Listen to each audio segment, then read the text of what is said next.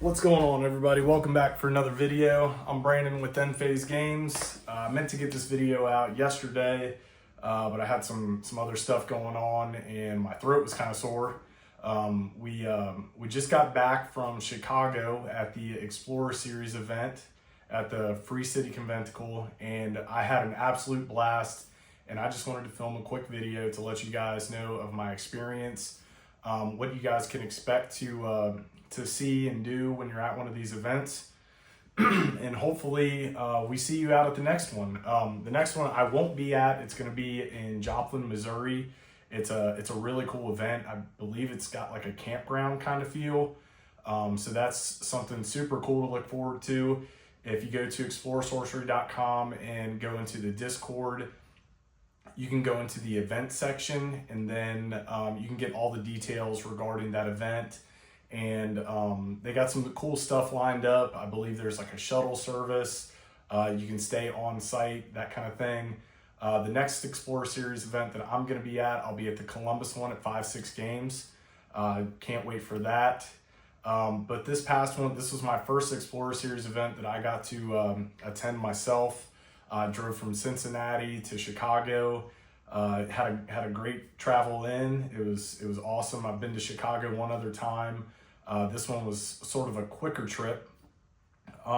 We ate at Giordano's before. That's kind of like a thing that we always have to do when we go to Chicago. They have awesome Chicago deep dish pizza. Definitely recommend that. We stayed in a Greek section of one of the parts of downtown. And the second night we ate at a Greek restaurant called Nine Muses. So that was awesome. Super awesome pork chops. They were so good. We had some pasta. It was great. As far as the event, it was at Good Games, and it was in like a college part of town. And it was just a super cool LGS store. They had plenty of play space in the back. They had plenty of Pokemon singles up front. They had hundreds of board games and all your typical LGS type of, cards and stuff behind the counter, that kind of thing.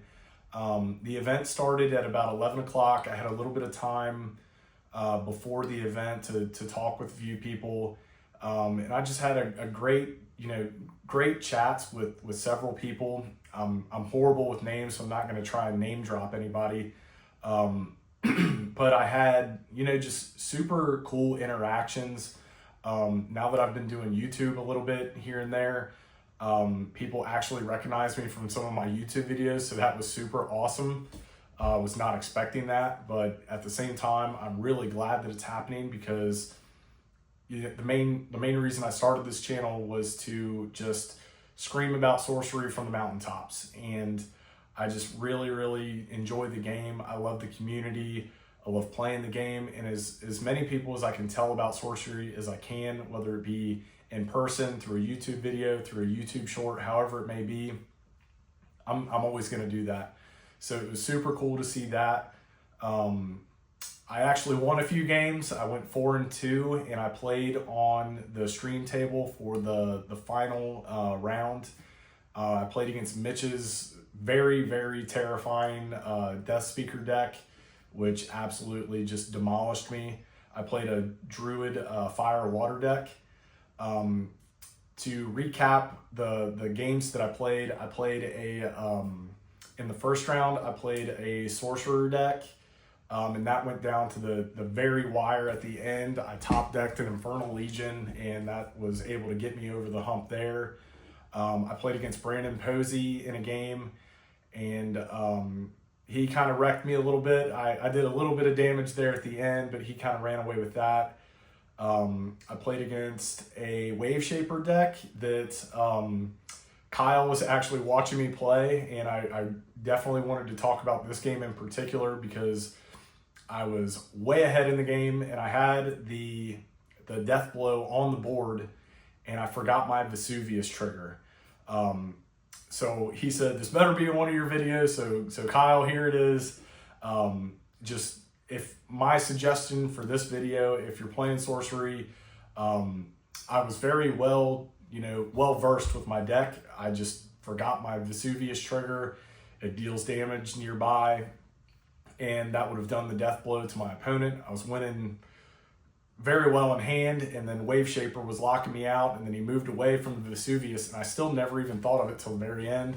They told me about it at the end. I got lucky to get through that game. I played against an Avatar of Air deck that was, we played 2 games. One game I went pretty quick and won that handily, and then a second game for fun. He kind of wiped the floor with me, so that was cool to see. I played with a Flame Caller deck where I came back from behind and was able to pull out the win on that. And then Mitch with the Death Speaker deck, props to him. He went 6-0 in the event, and Death Speaker was the first deck that I wanted to run and what I ran in Sorcery when I first started. And it's just really good to see that Death Speaker is still really good. He's really good. Archmago was banned in the event. So there was nothing to worry about with that. I know in some events moving forward, I think Archmago's probably going to be left out of some of the events moving forward. And then I know in 5-6 Gaming in Columbus, the Ring and Archmago are banned. I think I only saw the Ring in 2 games, and it would have helped me in the very first game because it would have been my death blow winning point of damage in that game. But my opponent hit me with a killer Earthquake that buried my Ring, moved me over, and like I said, I got lucky and pulled the Infernal Legion off the top. Overall, at the end, I did want to show this. I won this in a raffle. This is a Hellraiser deck box. It's from Limitless Inc. So that was cool. I won a raffle there.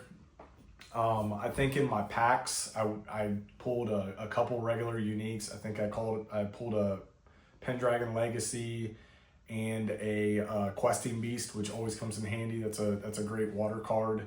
And then I'll have pictures of some of the cool stuff that they had as participation prizing. There was these cool handmade tokens that they made. There was a stamped card. There was a custom Avatar of Earth card that everybody got. And you got your Explorer Series token, it's the dual site token. I'm stoked to have that, and I'm really looking forward to collecting more of those. Yeah, overall, I just wanted to put out a video real quick to let you guys know that if you haven't experienced the Explorer Series for yourself, try and get to an event.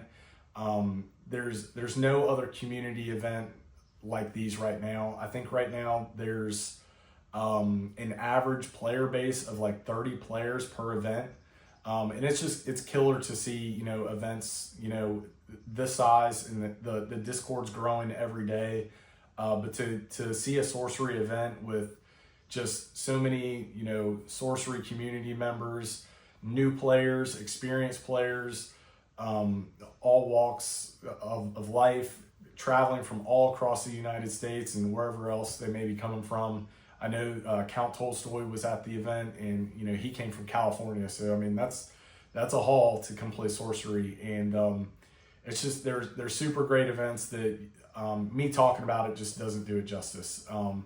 So when you get a chance, be sure to get to an Explorer Series event. Go to exploresorcery.com. Reach out to me or any of the other members of the Explorer Series committee.